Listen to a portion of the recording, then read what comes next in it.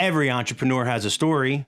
Welcome to Happy Half Hour with an Entrepreneur, where each episode your host, Brian Carney, will share a drink with a successful business owner and have them discuss their unique journey, gaining insight on what it takes to be an entrepreneur and the different ways to get there. Brian isn't just a beer nerd, he's also the co-founder of River's Edge Advisors, a financial planning firm headquartered in Delaware, specializing in working with business owners. It's time to pour yourself a drink and enjoy a happy half hour with an entrepreneur. My guest today is Tim Mihok. Tim's path to business ownership is a fascinating one. He started out at a public accounting firm and was told by his managing partner that leaving the comforts of a steady paycheck in a proven industry would be a big mistake and one he would likely regret. Since then, Tim's financial leadership and operational know-how helped his one-time small digital marketing company, the Archer Group, go through multiple mergers and acquisitions, including a sale this year to one of the largest digital marketing firms in the country, Bounteous. Bounteous works with clients such as Coca-Cola, Mars Candy, and a favorite in the Northeast, Wawa. Speaking of Wawa, I'll be drinking a Wawa and Two Stones Brewing collaboration. We are recording this episode just before Christmas, and Two Stones used Wawa coffee to create an awesome holiday beer called the Holiday Reserve Coffee Stout. Tim will be drinking Buffalo Trace, a bourbon he stumbled upon many years ago when his diehard commitment to the Buffalo Bills led him to try it based on the word Buffalo being in the label. With that, welcome, Tim, and cheers. Cheers. Cheers. Thanks for having me. Yep. Well, first, let's start with the football. The Bills won the AFC East for the first time since 1995, and you're drinking a Buffalo Trace to celebrate. So I love it. Yeah, I think a rather timely episode we've got here. For sure. I'm riding on cloud nine right now. I love it. Well, let's talk a little bit about your business. So tell me a little bit about your business and you know how you got started and all and that the background to that. Yeah, so the original agency was called the Archer Group, and it kind of blossomed out of the .com boom in 2003. So, you know, at that time, kind of everything was getting hyped on the internet. People were trying to figure out how to market, and really it was just email-based marketing back at that time. And that was kind of what started Archer. It was actually, I'm not a founder. I had a business partner, and neither one of us were actually founders. We bought the two founders out. And, but the two founders, you know, it's the old start the business in your basement story, hope and pray you get clients. And they did. And, you know, we came in and took it over and kind of helped grow it from there. And it really evolved when we sold it earlier this year into, you know, a software development and creative agency doing great work for, you know, lots of, we found quite the niche in financial services, working with, you know, JP Morgan Chase, Morgan Stanley, M&T Bank. As you mentioned, Wawa was kind of a core client for a long time, and they really helped the agency grow up. Yeah. And get some regional recognition because, you know, everyone around here loves Wawa. It's kind of a cult. So for sure. Yeah, that's people are either Dunkin' Donuts or Wawa coffee people. So to get a Wawa brand, people are obsessed with it. That is for sure. Yeah, it's always nice too. And we just went through an election season, and it always feels like when politicians visit this area, they want to talk about Wawa. And a few years ago, we redesigned the catch screen for Wawa, and I think it might have been like Mitt Romney or somebody wanted. And he's like, oh, I was back in Pennsylvania trying to order Wawa. Couldn't figure this thing out. They changed it on me. And it's just crazy how many people like memorize their screen orders at a Wawa, that type of stuff like sets people off. So if that is true, I can order my sandwich at Wawa in less than about 9 seconds. So that is absolutely the truth.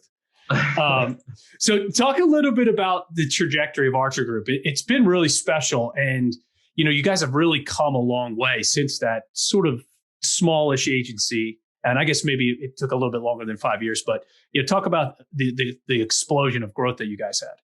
Yeah, well, really, it was one of those things, you know, early on, you know, in the early years before I was involved, it was your normal kind of headwind, just kind of getting things off the ground. I'm going to go a little bit further back and then we'll talk about the growth. We got lucky. Chase reached out one time through a friend and said, "Hey, we've got some email work we'd like you to do. We need it done for like $300, and we need it done fast." Me and Scrappy, it was just like, "All right, do it. Let's get it done." And that actually led and grew over the years to a multi-million-dollar relationship. I think it was about 2 years later we signed our first $1 million deal with Chase for a single statement of work, and now we probably do business with 10 different lines of business at Chase. And that's kind of how the whole agency formed. It was, do something for a friend or a family or all word of mouth growth, do a great job. And once we got in and proved ourselves, we were able to get people to sign up for more work. Wow. We're not in, we're based out of Wilmington, Delaware. So it's not exactly the hotbed of agency talent. You're not seeing any of Wilmington people in Mad Men. So that was always the hardest part, was like fighting this, like, why should we hire this company in Wilmington, Delaware? And it was always more about, give us a shot and we'll show you what we can do, where we put quality first instead of just being fast in these.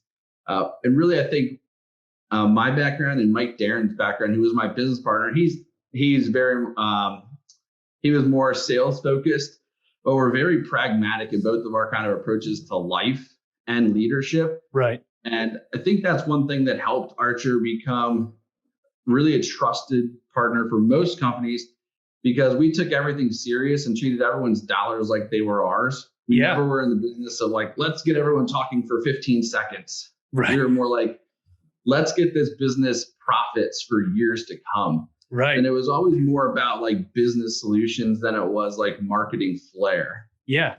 And that really positioned us a lot different in the market, and really why we ended up having such a strong footprint in financial services, because we became this trusted partner that focused on, P&L, which the shareholders liked, security, which everyone kind of liked. And then we still brought this great design team into the fold, which made everything exciting. I have to imagine that differentiated you guys quite a bit in your space, where I'm sure everyone just wants to show, cool designs of what they can do for graphically and what the campaign's going to be, as opposed to really talking about what most of the owners care about is the P&L. Yeah, and everyone wants to do it for Under Armour and for these big brands that want free work because they are who they are. Yeah, we actually pitched Puma one time, probably did like hundreds of $1,000s in free work, and then they're just like, yeah, sorry, we're going to go with our normal people. And it's just like we realized early on that was like an uphill battle that wasn't worth it. Right. By kind of getting ourselves situated with these large companies that were kind of really mature first and kind of design and marketing second, we had 100% year-over-year growth, if not up to 200% in those early years. Wow. Because you're getting these big projects from these big companies who it was a drop in the bucket to them. Right. So that really led to the early on growth. And then in 2010 is when I officially joined Archer. I was in the luxury of, I was actually there kind of in my introduction. I was their public accountant. So that Archer was a client of mine. So I had the inside knowledge to know that, this is a good company. It's making money. It can be profitable. It's not today. It just needs real like business leadership. Right. And that was essentially right around the same time that Michael Darren's, my business partner, came in.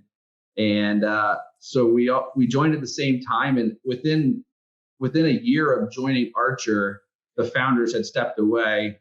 And myself, Mike Darren's, and another gentleman, Todd Miller, who's now at Wawa running all their digital advertising, kind of stepped into leadership roles and took over from there. And at that point, we were like, all right, now let's grow this thing to sell. Yeah. But without the mentality of a timeline. I'm 36 years old. Mike's in his low 40s and Todd's in his low 40s. So 10 years ago when we made that decision, we all were not even thinking about retirement or anything. We were just thinking about, let's grow it. We know that one day we're going to sell it, hopefully make some good money. And that'll kind of be our walk away strategy. And and the timeline kind of just took off. That's awesome. So there's actually a lot to unpack there. So first of all, did you know Mike Darren's before you became business partners? It's not, or was it you and Mike decided to buy this? Yeah, no. So Mike and I had a great working relationship because when I was Archer's public accountant, I was also doing Mike's personal taxes. So him and I developed a great relationship at that point in time. There was 4 partners at the time: Mike Darrens, Todd Miller, Patrick Callahan, and Lee Michaels. Patrick and Lee are both great business starters. They've started multiple businesses here in town and great advocates for Delaware. So they were really who my relationship was with. And I was so excited to go work with Lee and Patrick. And Patrick is really the one who, took a chance on a 25-year-old kid to say, hey, Tim can make us better, and push the other partners to bring me on. And I shared an office with Patrick early on. And like every day we would start with like, all right, how do we take over the world today? Oh, I love it. It's like it was a cool thing, but it also became tiresome because every day we were trying to think of almost new ideas, and it got hard. Yeah, that's exhausting. But yeah, so no, I really had just a client relationship with Mike, and really actually just hit it off once we started working together. And I think a lot of it though was, at that time, Lee Michaels and Patrick Callahan had control of the business, and it took kind of some years to figure out how that dynamic was going to work. And then they stepped away, but they remained as owners in a capacity. So we actually went through kind of 3 different buyouts to get them kind of what they were looking for, but also kind of shift control back to the company. And we had some other partners come in over the years, a little bit of equity here, a little bit of equity there. Somebody would come, somebody would go. That happened a handful of times. At the end, when we actually sold back in January, there was 4 of us that were kind of the primary leadership group. And in the agency world, it's not uncommon to have, various people with equity. It's kind of how you reward people for their hard work. So we had, Mike kind of focused on sales, myself really on the business and the operations side of the house, the business operations.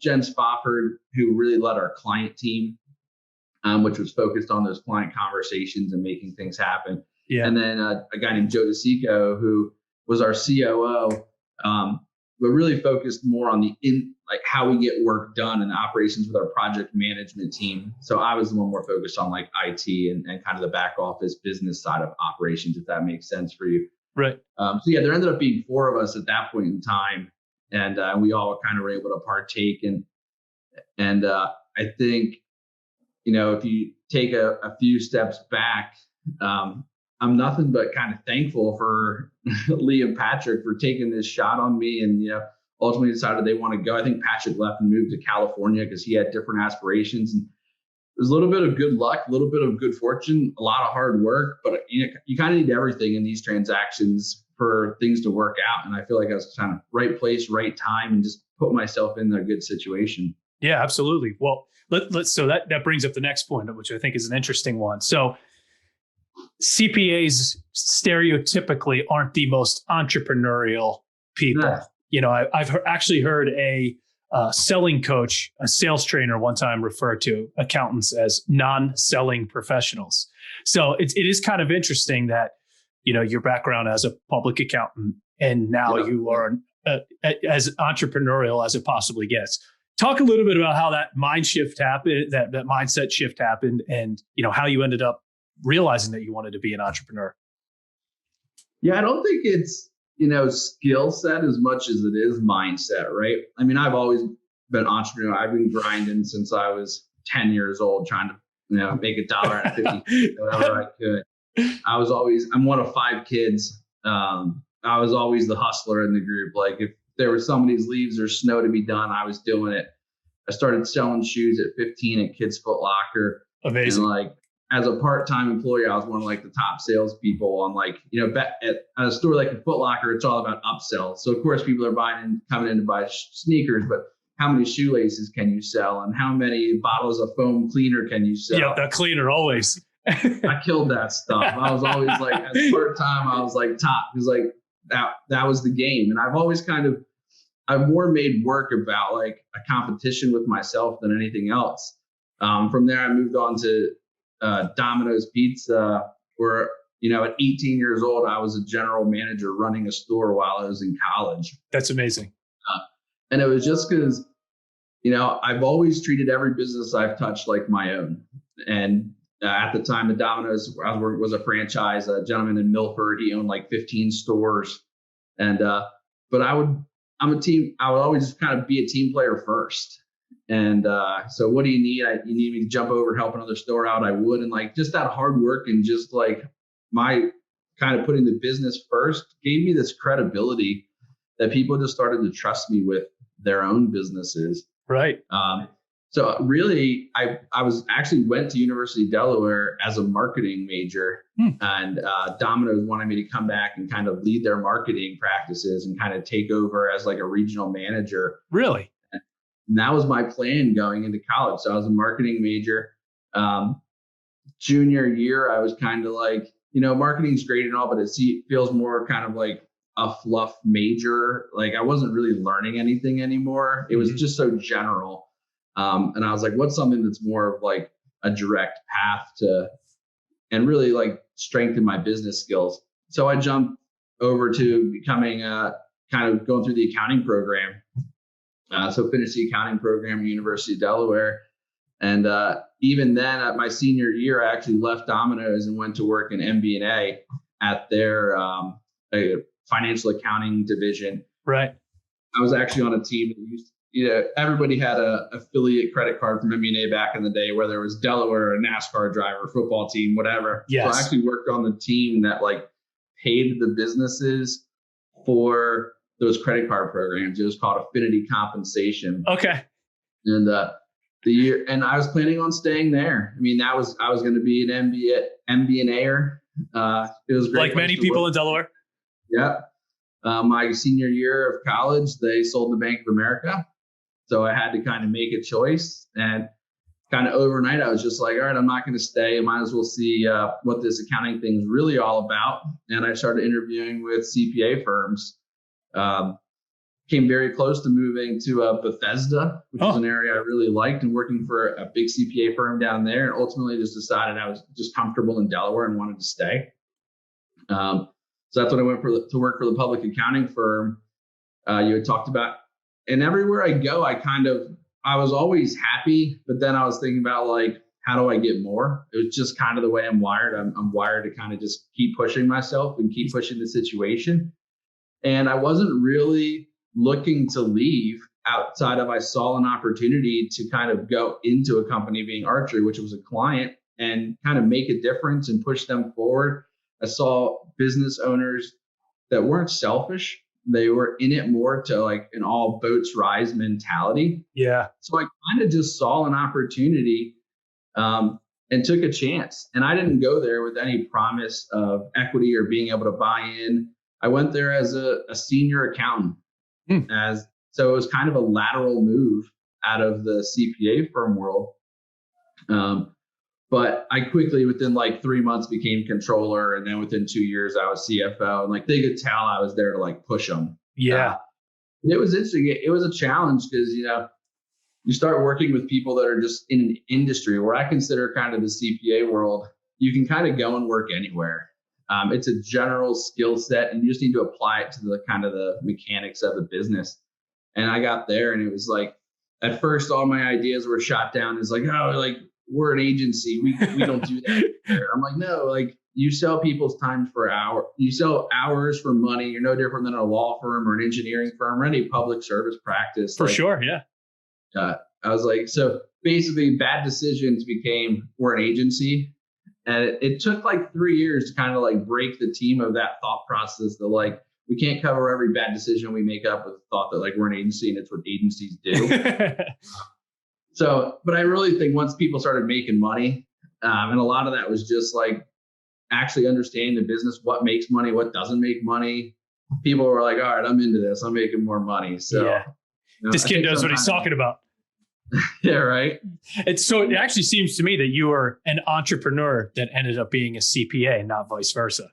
Yeah, I think that's where I was trying to go with that, where it's like, I've always had it in me. It's always been kind of who I was. I'm actually not the only business. I'm involved in a car business as well, where we sell aftermarket car parts. I've had some form of business like that for 20 years of my life, back to when I was in college. I've always just kind of been dabbling in different things, just because I actually genuinely enjoy watching businesses grow, transform, and kind of go through the life cycle. It's really cool to me. Yeah. So, I mean, that is at the heart. You are entrepreneur through and through, for sure. Yeah. So so now you lead Archer through a sale to Bounteous. Yeah. So what's your role now? How is it different than it was before?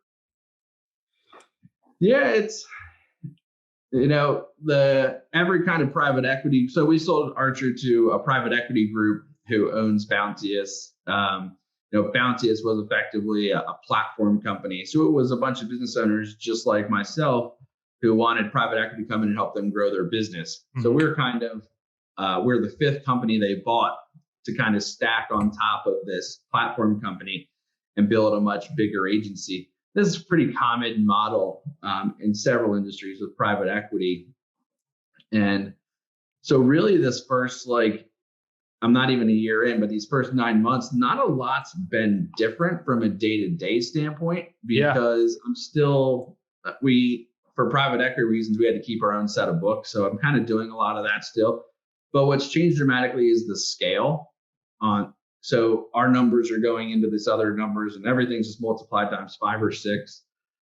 We brought a business. Archer was very, I talked about our niche in financial services. Well, that brought with it a lot of IT infrastructure and data security and information security practices. Yeah. That truthfully, Bounteous has never had to worry about.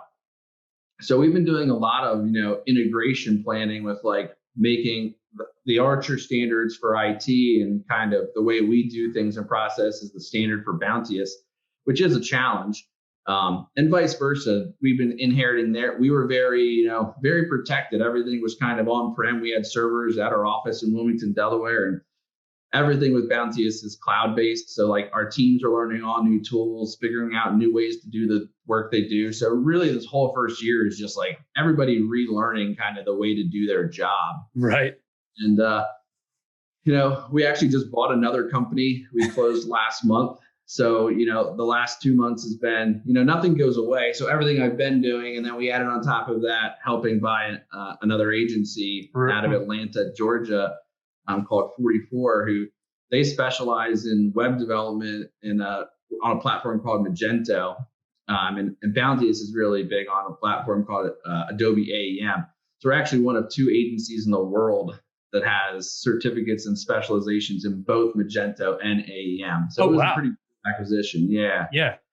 What's your favorite part about that process, about the mergers and acquisition process? Either ones that have affected you personally or, that you've gone through as far? Honestly, it was neat to see all my hard work kind of pay off. You hear horror stories about due diligence during an M&A process. And I heard from multiple people that it was the smoothest transaction they've ever had. Oh, wow. And there was so much confidence because I was able to kind of answer any question kind of on the spot. Any report was just readily available because we just maintained the business in such a clean way. We had processes around everything. And I think a lot of that actually goes back to I was a public accountant. I'm used to being audited. I was used to doing tax and tax audits. So every process I built out kind of had those things in the back of my mind. Yes. And going back to your question on why you became from a CPA entrepreneur standpoint, I think that's exactly why I wanted in college to go that CPA route, is I wanted that more expertise experience that I could then apply to any business that I ever touched. And it really paid off at that point in time. And after just going through this one for 44 and being on the other side and seeing, they actually didn't even have an in-house accountant. They had a part-time bookkeeper and an outsourced CFO. Yep. Kind of the difference in knowledge between having somebody on the outside and the inside is really night and day. And I think it only proved to myself and even to Mike, who looks on the situation, is wow, if I had never, made the leap to hire you with Patrick and all the guys years ago, this probably is never even possible because our business wouldn't have been mature enough. For sure. Yeah. So I think that was the most rewarding part for me, was kind of seeing this culmination of all my hard work over the years really kind of snowball and be one of the main reasons that this transaction was able to happen. Yeah. So the flip side, what's the most difficult part about a merger? Or the least like the part you like the least? Yeah, well, I'll keep I don't know. I'm thinking. But I have to keep it because I still work for Bounteous. I think that really the biggest challenge is you just don't know what you're going to get. I think for a lot of people, the biggest challenge might actually be the process part of it because they're not super organized. It's very common. I mean, I consult with lots of different companies who their books and kind of their practices, even to like the way they get their work, it's just a mess. So that whole process could be very hard if you don't have that together. But I think for me, it was more the unknown. I think when you're in that kind of M&A phase, everyone's doing their best to show and act like they're the best. And no one's talking about their warts or kind of like the bad things about their business. It's like dating. Yeah. And then once things transact, then it's like, oh, by the way, we've got this problem over here. We'd love for you to go fix that. And it's just like, oh, if I would have known about that ahead of time, maybe my decision would have been different. Yeah. So I think that's the hardest part is like, but I found like you can't second guess yourself. You just go with it. Like it is what it is. It's all over now. How do I just help make it better? But definitely that unknown is the hardest part to deal with. And then we had to deal with COVID. I mean, we were an everyone in the office every day company. We Wow. had one person in New York. And then other than that, everybody else came to Wilmington every day from within an hour and a half radius to work. And we sold on January 31st and like March 7th, we closed our offices. So incredible. Effectively had a month period to get to know the people that bought us, who you're going to be working with going forward, and then just all work from home and not be able to, there was this whole plan of like, we'll go to all these offices and we'll visit, we'll get to know the people. We didn't get to do any of that stuff. Wow.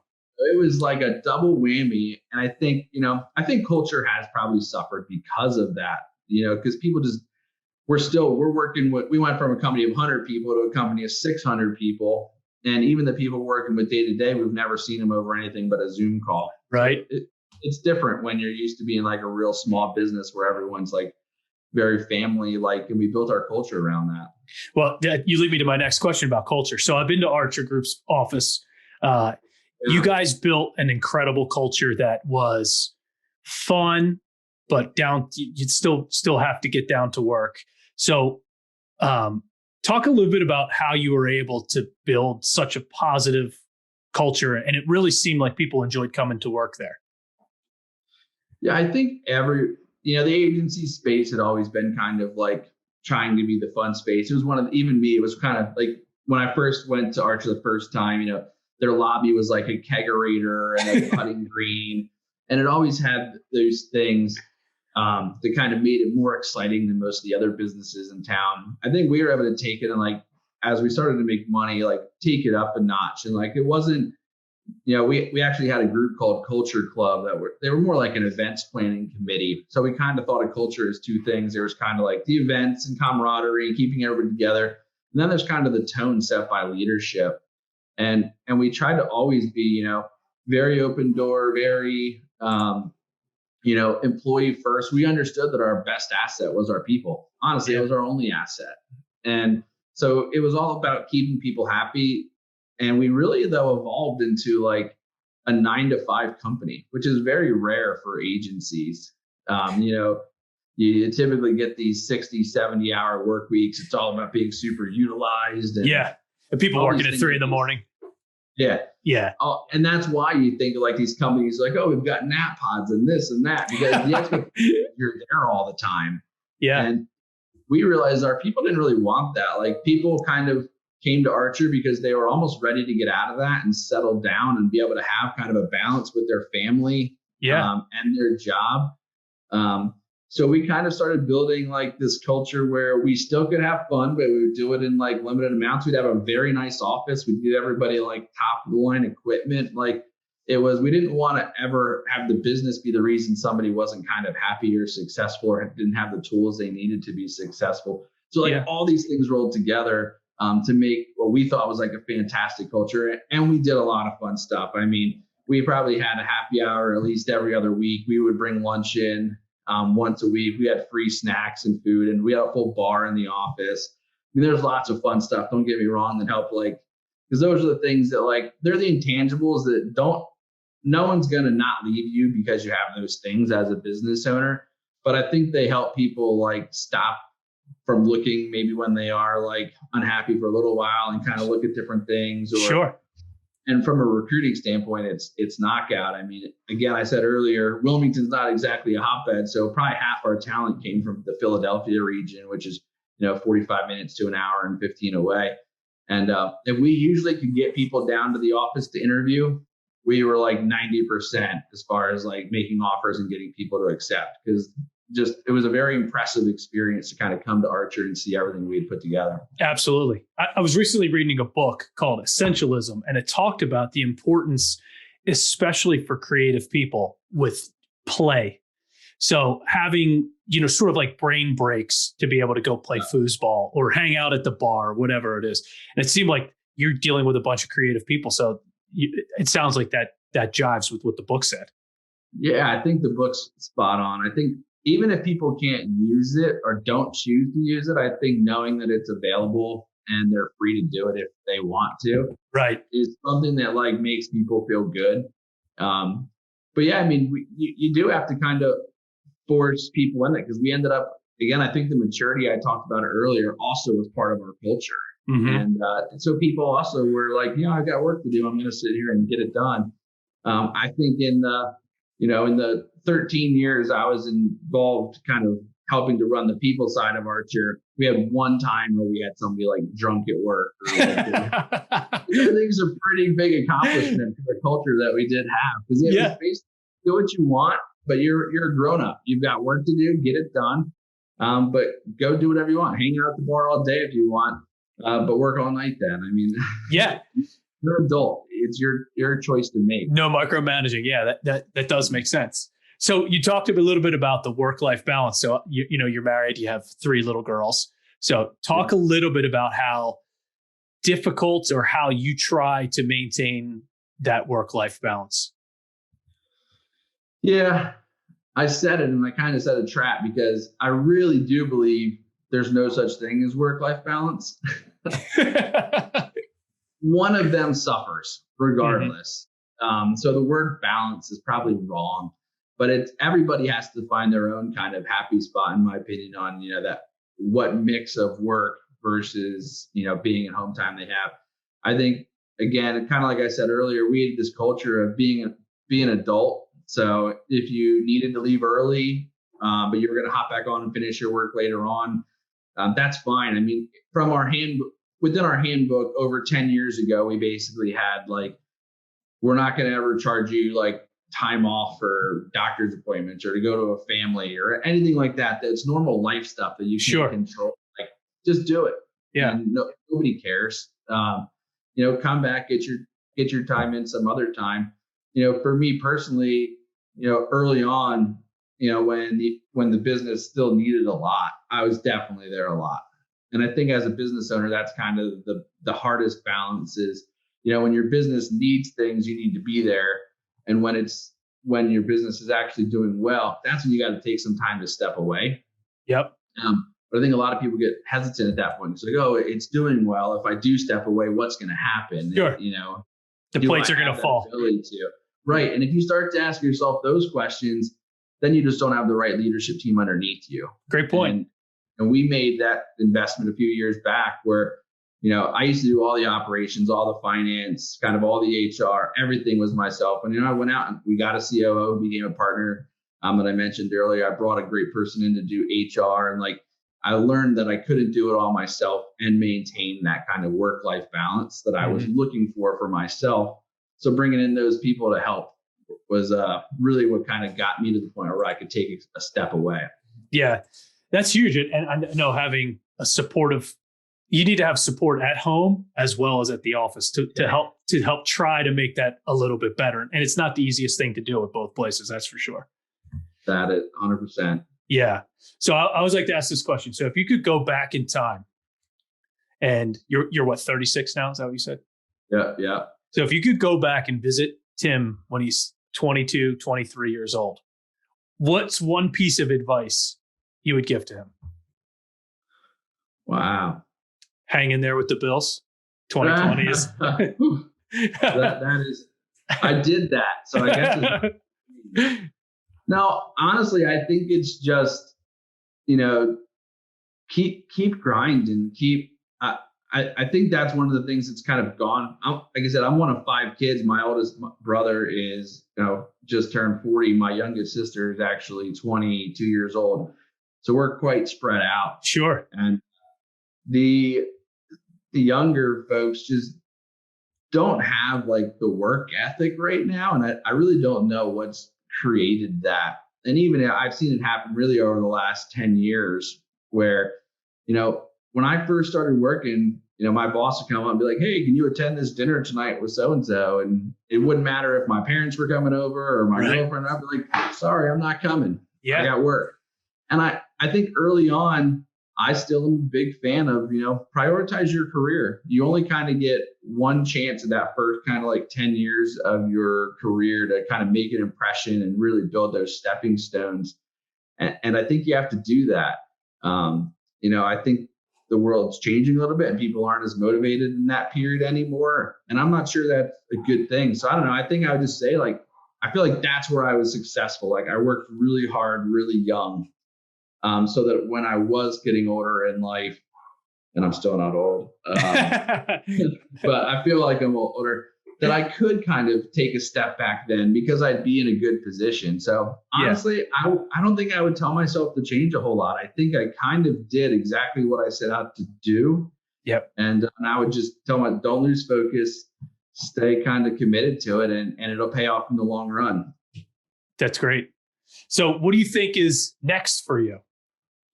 Yeah, I don't know. I think, Bounteous is private equity owned, so it will sell again at some point. That's just the private equity game. When that happens or sooner, I'll probably step away from Bounteous. I don't think it's the long-term thing for me. It's hard to go from running a business day to day to just kind of being one of the pieces. And I know it's a bigger company, maybe some people might be like, oh, well, you're at 100 and that's 600 and it's a different challenge. And I do get all that, but I just know it's not for me. Right. I kind of like, being involved in businesses that are smaller and more leadership's kind of part of the family and part of the team. Right. So I'll probably look for another opportunity to work and help somebody out in that capacity or just help several businesses out. I've always kind of consulted over the years, whether it be pro bono or some people decide to pay me money. But like I said, I really am have this entrepreneurial spirit where I just like seeing businesses evolve and change. And, I just like that, I think, period. I do a lot of real estate stuff as well. And it's the same type of thing where I love the evolution of seeing something kind of transform. Right. And so I'll probably look to find something else to get my hands on and help try to grow it and see where that takes me. So I don't have a pure roadmap at this point in time, just kind of going with the flow. That's great. It's go good. So if you had to give advice to someone that's selling a business, with your background, going through it as many times as you have, what would be the advice that you would give to someone? Yeah, I think you kind of have to think about a few different things. One, what's your motivation for doing it? And I think if it's just kind of money and your business is in a great position, that's one situation. But a lot of people are thinking about selling their business when they grow tired of it. Yeah. They kind of, this is another thing I think has changed over the years. Our parents' generation worked at the same place for 50 or 60 years. And these days, we're tired of stuff after 3, 4, 5 years. So you've got business owners that may have had their business for 10, 15, 25, 30 years, and some are just looking for a change. But I think you have to understand why you're trying to make that change first. And I'd always kind of recommend seeing what you can do to fix that in your business before you sell it. Great point. Because I have learned that losing that control is a very hard adjustment. And you have to kind of make sure you're ready for that and be able to really change your mindset. I mean, I went from caring about every aspect to the business to like a couple months after the deal, I was in a real black hole where I was like, I don't care about anything. I've now come back and I've balanced it back out where like, so it's really such an emotional roller coaster that I think you have to be prepared for that, kind of know what you expect out of kind of the outcomes. And so I think honestly, most of it would be talking business owners through kind of the emotional roller coaster of what this experience is going to be like. And we sold our business and the brand went away. And I think, that was a tear shedding moment. I mean, that was sad. No doubt. No one, I think, is prepared for. I mean, it's like losing a pet. That's a great way to put it. It's this really, really emotional thing where like this brand that you built over the years and, everyone would put your name next to this business name. Half of that's gone now. That's the Archer guy. There's Tim. There's the Archer guy. Yeah.